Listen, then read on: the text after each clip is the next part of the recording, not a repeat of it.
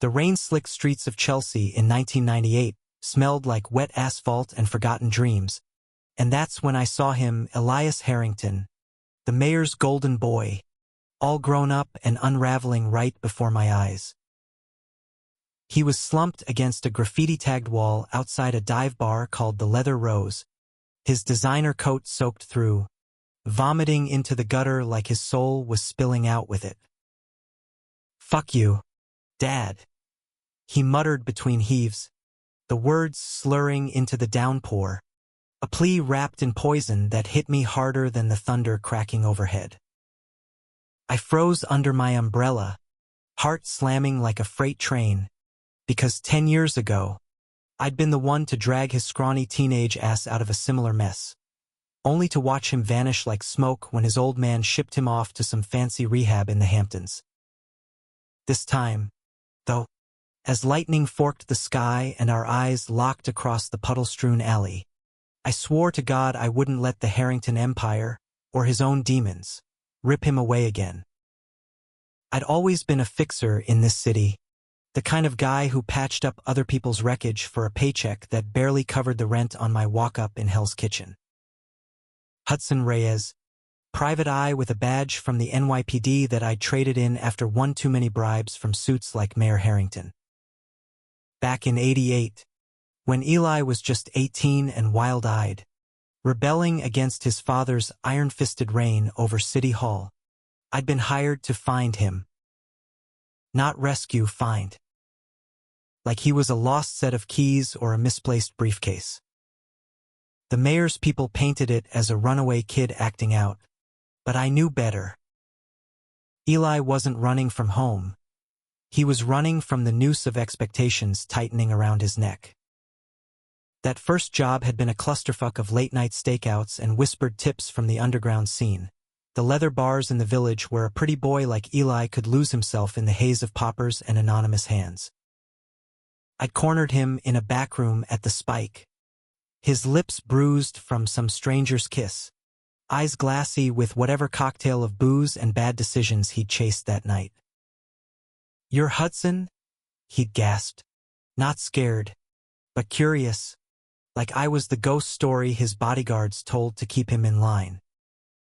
I nodded, flashing the photo his father had given me, Eli in a prep school blazer, all clean-cut innocence. "Time to go home, kid." He'd laughed then, a bitter bark that echoed off the sticky walls. Home? That's a cage with a view of the Hudson. But he'd come with me anyway, compliant as a lamb led to slaughter, chattering the whole cab ride back about how his dad was the king of hypocrisy, preaching family values while sweeping Eli's deviancies under the campaign rug.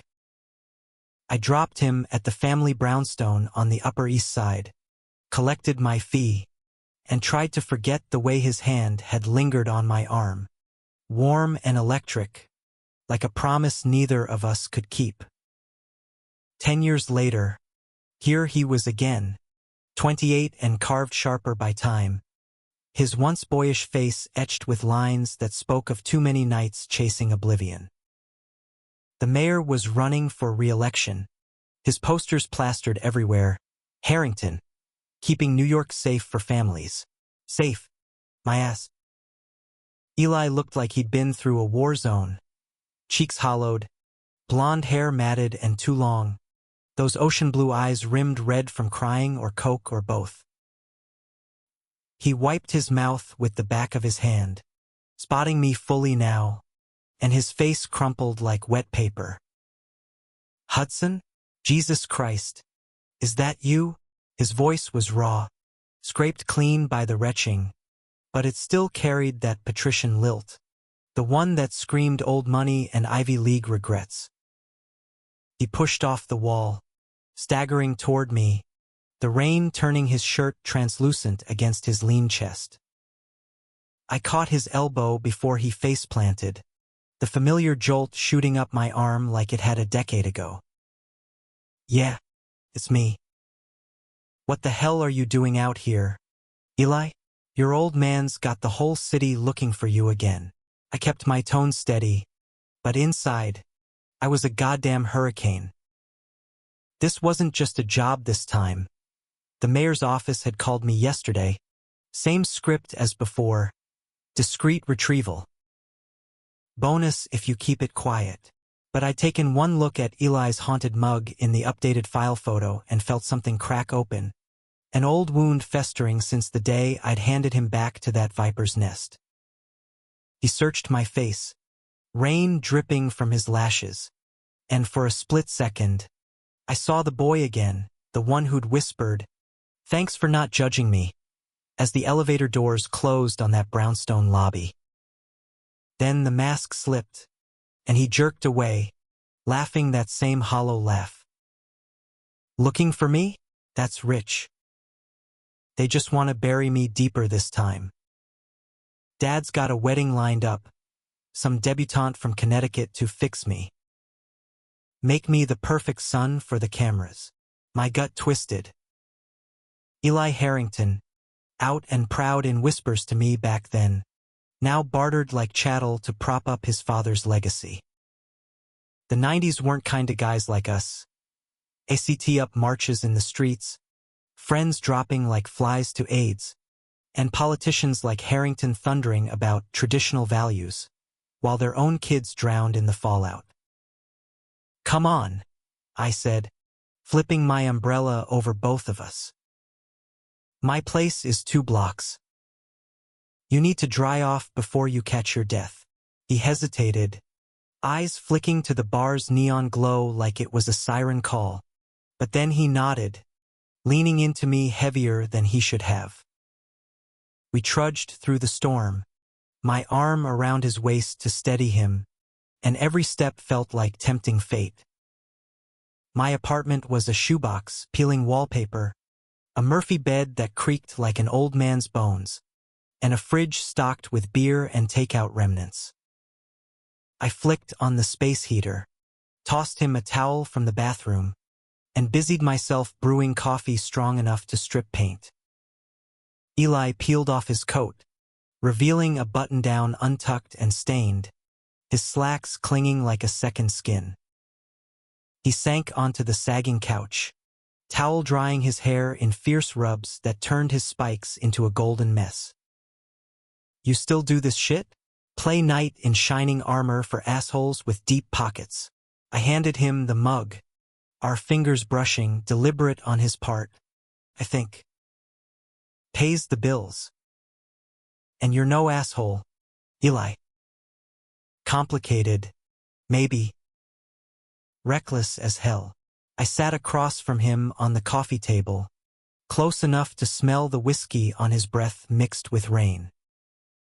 His eyes were clearer now, the vomit purged, but the pain lingered like a bruise. "Complicated," he snorted, sipping scalding coffee without flinching. "That's code for a faggot who can't keep his dick in his pants." Dad's words, not mine. He found out about me, really found out last year. Some tabloid hack snapped me leaving a club with a guy. Poof, off to conversion therapy in bumfuck nowhere. Like I could pray the gay away. His voice cracked on the last word, and he set the mug down, hands trembling. "I ran because, God, Hudson, can't marry her. I can't pretend anymore." The room shrank, the heater's hum the only sound besides the patter against the window. I knew that script by heart.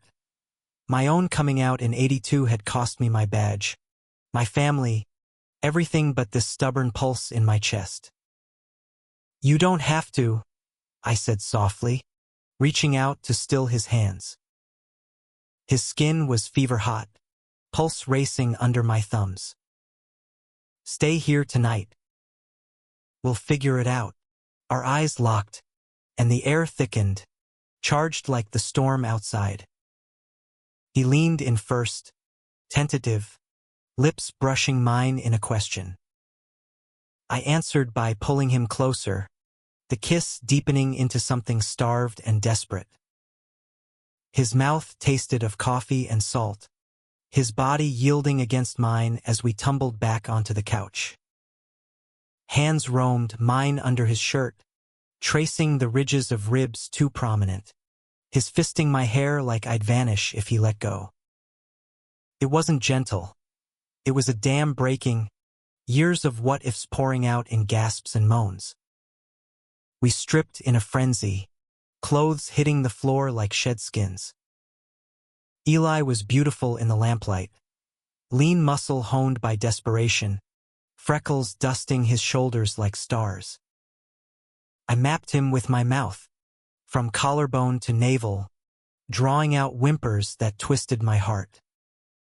"Hudson," he breathed, arching as I took him in hand, slow and sure. "Don't stop. Please." I didn't. Not when he came undone beneath me, not when he flipped us and returned the favor with a reverence that bordered on worship. We moved together after, slick and unhurried, my name a mantra on his lips as I buried myself in him, the world narrowing to the heat between us. It was more than sex, it was reclamation, a vow sealed in sweat and sighs. Afterward, tangled in sheets on the Murphy bed I'd yanked down, Eli traced lazy circles on my chest. "What if they come for me?" he murmured, voice small in the dark. "They won't," I lied, holding him tighter. "Not if I have anything to say about it." But even as I spoke, my mind raced. Harrington's machine was a beast, and I was just a man with a grudge and a heart on the line. Little did I know, the real storm was just brewing. Dawn crept in like a thief, gray light filtering through the blinds, painting Eli's sleeping face in soft contrasts. He looked peaceful, lashes fanned against his cheeks, one arm slung possessively over my waist. I lay there longer than I should have, memorizing the rise and fall of his breath, the faint scar on his jaw from a childhood fall he'd confessed to me once over that cab ride years ago. But reality was a bitch with a bullhorn, and my pager buzzed on the nightstand like an alarm clock from hell. I silenced it, glancing at the message, "Reyes, report to City Hall. Urgent." Harrington's initial, no doubt. The mayor didn't do subtlety. Eli stirred, mumbling something incoherent, and I kissed his forehead before slipping out of bed. A quick shower, black coffee, and I was dressed in jeans and my leather jacket, the one with the hidden pocket for my .38 old habits from the force. "Gotta run an errand," I told him as he blinked awake, rubbing sleep from his eyes. "Lock the door behind me. Don't answer for anyone but me." He sat up, sheet pooling around his hips, concern etching his brow. "Hudson, wait, what's going on?" But I was already at the door, flashing a grin I didn't feel. "Just tying up loose ends." "Trust me." Those blue eyes searched mine, vulnerable and fierce. "Always have." The words hung heavy, a bridge from then to now. I left before I could pull him back into bed and damn the consequences. City Hall loomed like a Gothic fortress, all stone gargoyles and echoing corridors that smelled of polish and power. Mayor Harrington's office was on the top floor, a shrine to his ego, photos with senators, signed baseballs from Yankee greats, and a massive oak desk that could have doubled as a battleship. His aide, a weaselly type named Perkins with a comb-over and a clipboard, ushered me in without preamble.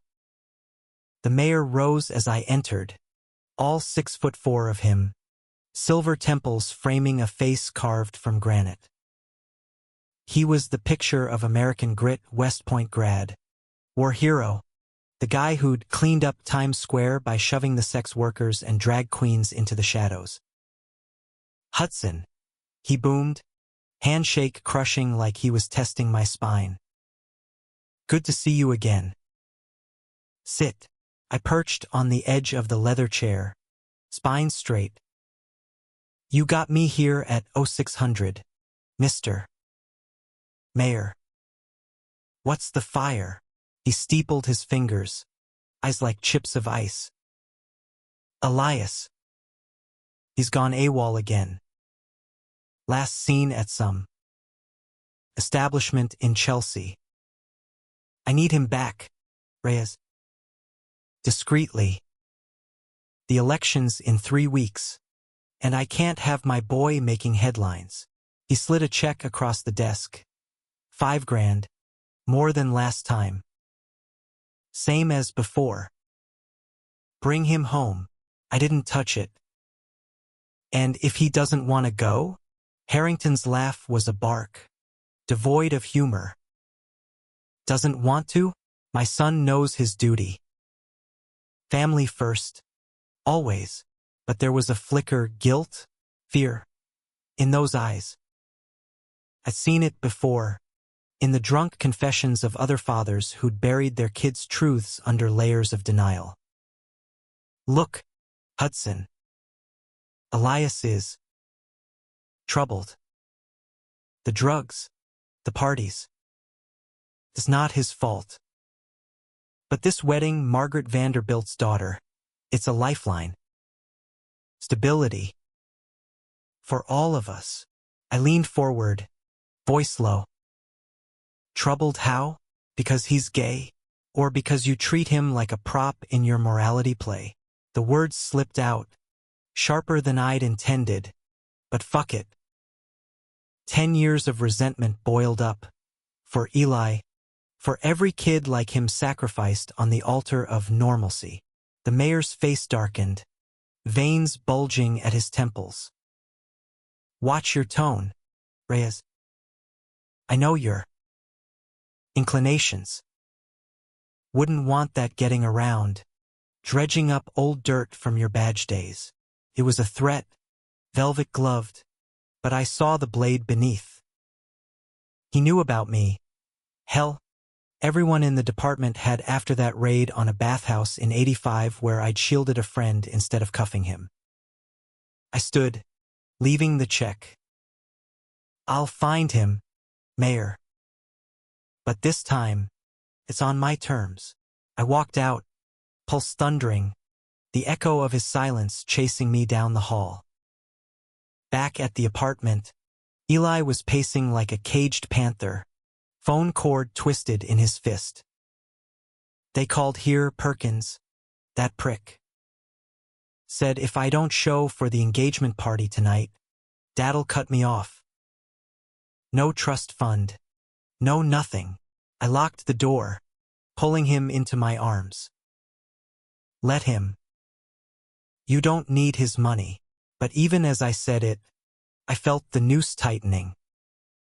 Eli's world was velvet handcuffs, private jets, trust funds, the illusion of choice.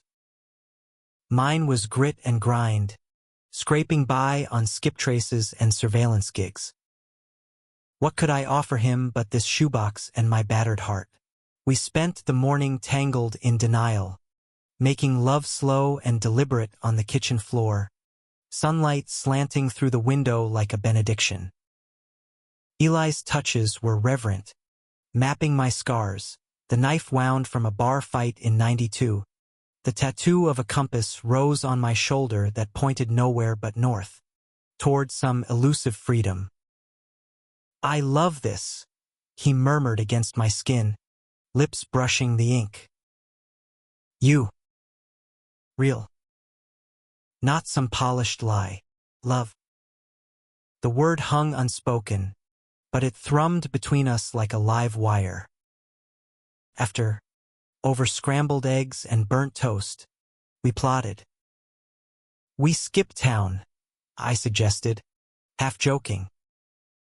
Head west, California, maybe. Start over.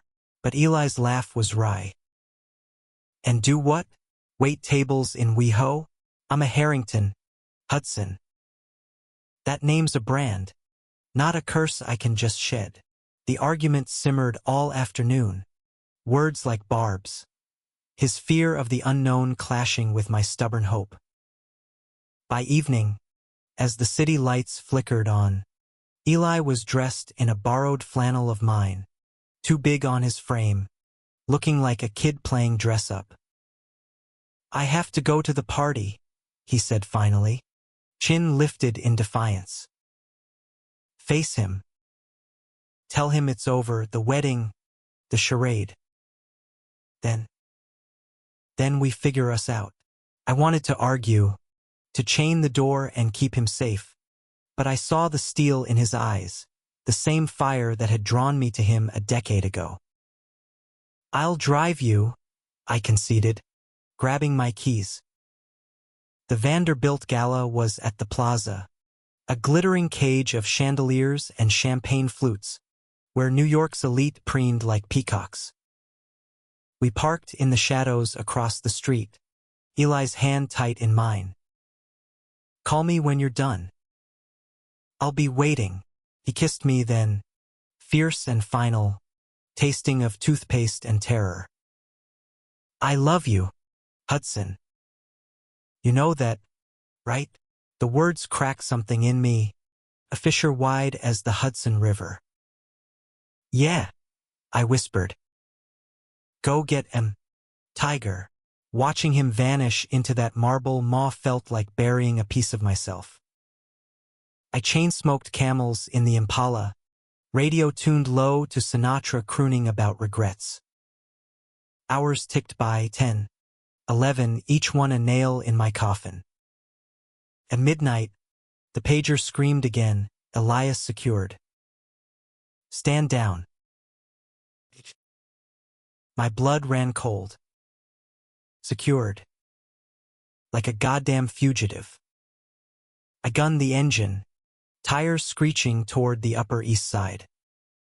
The brownstone loomed, lights blazing like a war room.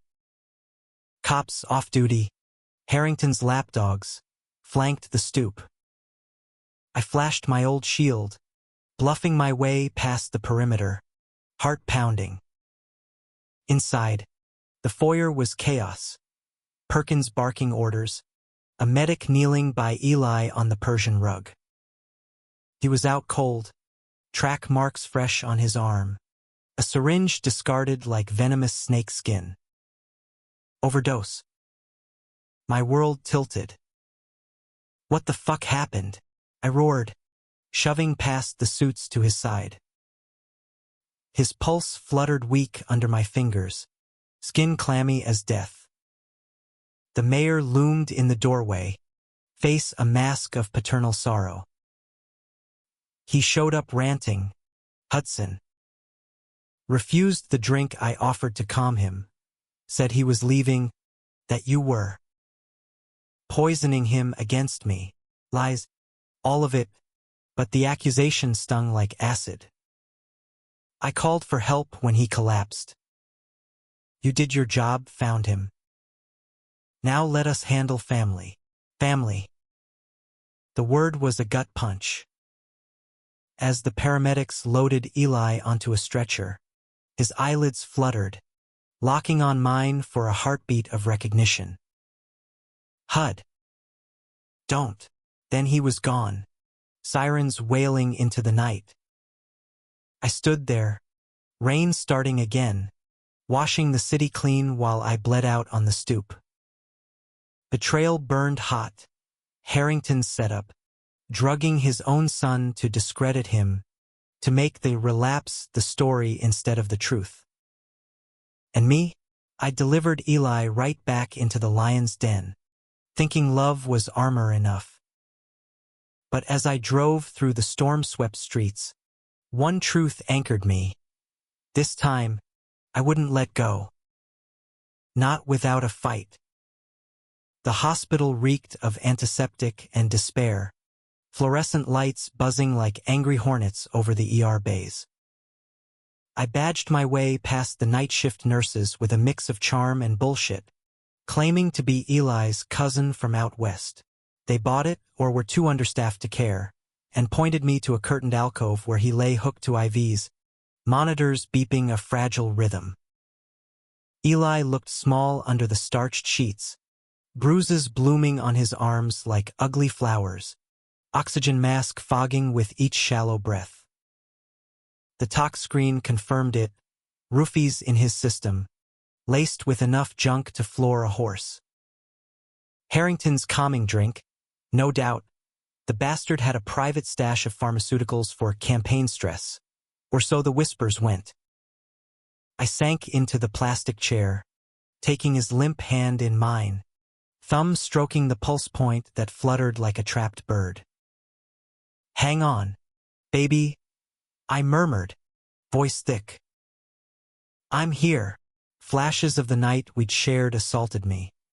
His laughter muffled against my neck, the way he'd arched into my touch like I was salvation. Now, the system chewed up queers like us. Eli with his silver spoon bent into a noose, me with calluses from scraping by. But we'd found each other twice. That had to count for something. Dawn brought visitors, Perkins first. Clipboard clutched like a shield, eyes darting like a ferret's. Mr. Reyes. The mayor requests you leave. This is a private matter. I didn't budge, squeezing Eli's hand tighter as a nurse adjusted his drip. Private? Like spiking your boss's kid with date rape drugs? Yeah. Real family values there. Perkins paled. But before he could sputter, the man himself strode in, Harrington, flanked by a stone-faced security detail, his suit impeccable despite the hour. Enough, he growled, voice low to avoid the nurse's station. You've caused enough damage, Reyes. Elias was fine until you stirred up his delusions. I rose slow, planting myself between him and the bed like a human barricade. Delusions? You mean his humanity, the part where he loves who he loves, not who you auction him off to. My voice was a whip, cracking through the hush. Heads turned, a doctor pausing mid-chart, an orderly lingering. Harrington's jaw clenched, but I pressed on, years of bottled rage uncorking. I know what you did, Mayor. The syringe, the setup. Make him the junkie, not the son who finally grew a spine. His eyes narrowed to slits, but there was a crack, sweat beading on his brow, the tell of a cornered bull. You have no proof. And even if you did, who'd believe a disgraced cop over the man keeping this cesspool afloat? He stepped closer, voice dropping to a venomous hiss. Walk away, Hudson. Or I'll bury you, your little PI gig, your seedy connections. Hell, I'll out you to every rag from here to LA. Hero cop turned predator. How's that for a headline? The threat landed like a sucker punch, dredging up ghosts. My lover Marco, lost to AIDS in '89. His obituary scrubbed of any mention of me by his devout family. The raids, the whispers, the badge yanked for conduct unbecoming. But as I glanced at Eli, stirring faintly under the drug's haze, something feral ignited. Try it, I snarled. But touch him again, and I'll drag every skeleton from your closet into the light. The affairs, the kickbacks, the son you broke because he didn't fit your poster boy mold. We stood there, inches apart, the air crackling with unspoken histories. Harrington's security shifted, hands twitching toward holsters, but he raised a palm, king holding court. You're out of your depth, Reyes. Elias stays with family. For his recovery. Like Eli was a political asset to rehab, not a man with a heart I'd sworn to guard. He turned to leave, but paused at the curtain, voice softening to something almost human. For what it's worth, I never wanted this for him. But the world's not kind to our kind. Better he learns to hide than burn. Then he was gone, Perkins scurrying in his wake, leaving me with the echo of reluctant truth. Was that an olive branch or a noose disguised as one? Eli woke mid-morning, groggy and disoriented, mask discarded but for still pumping fluids. Hudson. His voice was a rasp, eyes focusing on me like I was the only anchor in a sea of fog. I moved to his side, brushing damp hair from his forehead. Right here. You scared the shit out of me. Memories flooded back in fragments, the party, champagne toasts masking the bitter aftertaste of his father's special scotch, the room spinning as he confronted Harrington in a powder blue powder room. I told him. No wedding. I told him about us. Tears welled, billing hot. He said I was sick, that you were using me. Poured another drink. Then nothing. I cleaned him up as best I could, wiping his face with a damp cloth, feeding him Jell-O from a plastic cup, whispering assurances even as my mind whirred with plans. We're getting you out. Today. But discharge papers came with strings. Harrington's signature required, his medical power of attorney invoked. By afternoon, the room filled with white coats and suits. Eli whisked to a private suite upstairs under armed watch. I tailed them via service stairs, heart in my throat, only to find the door barred by a burly plainclothes. Family only, he grunted, hand on his piece. Desperation clawed at me. I flashed my old shield again, bluffing a federal warrant, but he didn't budge. Instead, I slipped into the shadows of the hospital's underbelly, calling in favors from my network. A drag queen informant at the front desk who fed me shift changes, a junkie hacker buddy who jimmied the security cams.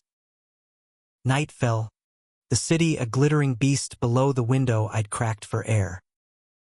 Eli appeared at the door around 10, pale but determined, a stolen orderly's scrubs hiding his frame. Perkins left the key under the mat. Thinks I'm too dope to notice. We bolted down fire escapes, hearts hammering, the Impala idling in an alley like a getaway horse. Freedom tasted like exhaust and adrenaline as we hit the West Side Highway, rain-slicked lights blurring into streaks. Where to? Eli asked, hand on my thigh, grounding me. Anywhere but here, I replied, veering toward the George Washington Bridge. Jersey first. A safe house I kept for Skips, a nondescript rancher in Teaneck owned by an old force buddy gone straight. We crashed there, bodies entwined on a lumpy futon, making love with the urgency of fugitives. Eli rode me slow, eyes locked, whispering, "This is us now. No more hiding." But dawn brought the hammer. News radio crackling about Mayor Harrington's son in rehab after relapse. My face pixelated on a bolo for questioning in connection. Betrayal's second wave. Perkins. That snake must have tailed us. Eli's face crumpled. They'll never stop. Dad's got the whole NYPD in his pocket. Conflict raged as we hunkered down, Eli's guilt gnawing at him. I dragged you into this, clashing with my defiance. We fight or we fold. Days blurred into a tense idyll. Grocery runs in disguises. Late-night talks about dreams deferred. Eli confessed his art school aspirations, sketches of raw urban beauty he'd hidden from his father's scorn. I shared Marco's story, the love that taught me vulnerability's sharp edge. Bonds deepened, but so did the noose, cops circling closer, Eli's withdrawal from the drugs hitting like a freight train, fevers and shakes that left him curled in my lap, sobbing apologies. The climax brewed on day 5. A tip from my drag queen ally, Harrington planning an intervention, SWAT style, at dawn. We run or we stand, I told Eli, packing duffels with cash and clothes. His eyes, fever bright, met mine. We stand. I end this, face him, on our terms. It was suicide, but love's a reckless god. And I nodded, .38 heavy in my waistband. We chose neutral ground. A deserted pier in Hoboken, wind whipping off the river like judgment. Harrington arrived solo, no entourage, just his Lincoln idling at the curb, a white flag in the form of a thermos of coffee. Elias, he called, voice carrying over the waves. Son. Eli stepped forward, me at his flank like a shadow. No more games, Dad. I'm gay. I'm with Hudson. And I'm done being your punchline. The words hung, raw and revolutionary, the river swallowing echoes. Harrington's face fractured, rage, then grief, a father's mask slipping to reveal the man beneath. You think I don't know? That I haven't bled for you every day? He advanced, hands outstretched, but halted at Eli's flinch. I did this to protect you from the world, from itself. But I failed. The confession cracked the air, humanistic in its brokenness, a titan admitting clay feet. Tears streaked his cheeks, mirroring Eli's. Forgive me, it wasn't absolution, but a start, a bridge over the chasm of years. We didn't hug it out like some Hallmark fever dream. Harrington turned away, shoulders bowed under the weight of empires crumbling, and drove off into the Jersey haze without another word. Eli collapsed against me, sobs racking his frame, not just release, but the grief of a lifetime stolen. I held him there on the pier, the Hudson churning below like our tangled histories, until the sun crested, gilding the water in reluctant gold. Back at the safe house, we crashed hard, exhaustion claiming us in a heap of limbs and whispers. Is it over? Eli murmured into my neck, voice muffled by sleep's edge. For now, I replied, truthful but guarded. Politics was a hydra. Cut one head, 2 grew back. But in that stolen quiet, with his heartbeat sinking to mine, it felt possible, a future sketched in tentative lines. Word spread like wildfire through the underground. The mayor's son, out and unbowed. Tabloids feasted, Harrington Air's defiant stand. But the spin softened, thanks to leaks from my network painting the relapse as a setup. Public sympathy swung. Rallies popped up in the village, signs reading "Let Eli Love." Harrington, cornered by the optics, issued a terse statement, "My family is private. We ask for understanding." Translation: back off, or I'll nuke you. We laid low for weeks, the rancher our fragile fortress. Eli sketched feverishly portraits of us, raw and intimate, capturing the curve of my jaw in charcoal smudges, the vulnerability in his own gaze. This is my truth, he'd say, pinning them to the walls like talismans. I took side gigs, nothing flashy, just enough to stock the pantry and gas the Impala for escape runs that never came. Intimacy bloomed in the mundane. Cooking spaghetti with Jared sauce, dancing to bootleg Dylan on a thrift store radio, making love under star-pricked skies when the nights grew too heavy.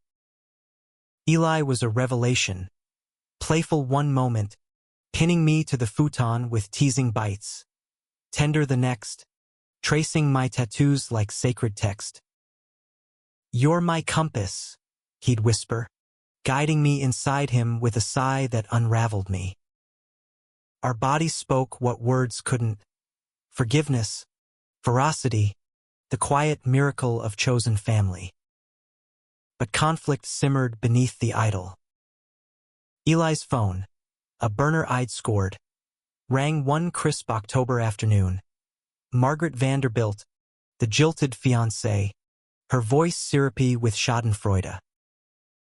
Elias, darling, your father's in a bind. The donors are fleeing. Come back, play the prodigal for the cameras.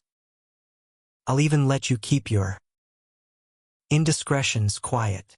Eli's face drained of color, handing me the phone. I hung up without a word, but the seed of doubt took root. Nights turned restless. Eli paced, muttering about duty, legacy. What if he's right, that the world isn't ready? I pull him down, grounding him with kisses that turned desperate, but the poison lingered. Betrayal's ghost reared again, not from Harrington, but from within, Eli's internalized shame, the Harrington name a chain he couldn't fully snap. The climax crested unannounced, a week before Halloween.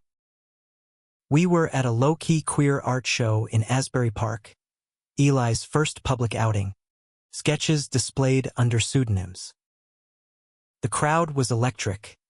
Drag kings in suspenders, leather daddies with ironic smiles, women with buzz cuts toasting to Stonewall's ghosts. Eli glowed, shaking hands, his voice steady as he spoke of reclaiming narratives. I hung back, nursing a beer, pride swelling like a tide. Then Harrington appeared, uninvited, unannounced, cutting through the throng like Moses parting the Red Sea. No suit this time, just khakis and a windbreaker, face gaunt in the dim light. Elias, the room hushed, eyes widening. Eli froze mid-sentence, champagne flute trembling. Dad? What? I came to see. Harrington's gaze swept the walls, lingering on a piece. Us, intertwined in shadow and light. Eli's bold strokes capturing the arch of my back, the vulnerability in our clasp. Whispers rippled, recognition dawning. The mayor, here, in this den of deviance. You hate this, Eli spat, stepping forward, chin high. Hate me. The crowd tensed. A powder keg of history. 98's air still thick with Matthew Shepard's murder. Clinton's don't ask, echoing like a slap. Harrington's eyes met his son's, raw and stripped. I hate what I've made you think. That you're wrong. That this, he gestured to the art, the lovers entwined on canvas, is anything but beautiful. His voice broke, tightened, trembling. I was scared, son. For you. For me. But seeing this, you're braver than I ever was. The room exhaled, tears streaking faces, mine included. Eli surged forward, enveloping his father in a hug that started stiff, then melted into something profound. It hurts, he choked. But I forgive you. For trying. Harrington pulled back, clapping my shoulder. Awkward, but genuine. Take care of him, Hudson. Better than I did. No threats, no power plays, just a man handing over the reins. He left as quietly as he'd come, the crowd erupting in cheers that chased him out. In the aftermath, Eli and I slipped away to the boardwalk, waves crashing like applause. He meant it, Eli said, lacing fingers with mine. I saw it. We made love that night in a motel with a neon sign flickering vacancy. Windows open to the salt air, bodies moving in syncopated grace, slow builds to shattering peaks. his name a prayer on my lips. Months blurred. Eli's art took off. Galleries in Soho clamoring for his Harrington series. Abstracted pain turned to power. Harrington kept his distance but sent checks. Not bribes, but support for your path. No wedding, no campaigns tainted. He stepped down gracefully, endorsing a progressive successor who whispered of equality. Eli and I, we built slow, a loft in Brooklyn, shared bylines on op-eds about queer resilience, nights where love was verb and noun. It wasn't fairy tale perfect. Fights flared over Eli's lingering doubts, my trust issues from badge days, but we talked them through, therapists and takeout, emerging stronger. On New Year's Eve '98, under fireworks exploding over the East River, Eli dropped to one knee, not with a ring, but a sketch, our future, hand in hand, unbowed. "Marry me?" he asked, eyes shining. I pulled him up, kissing him deep. "Hell yes. This time, forever." And in that moment, with the city pulsing around us, gritty, glorious America, I knew we'd won. Not against the world, but within it.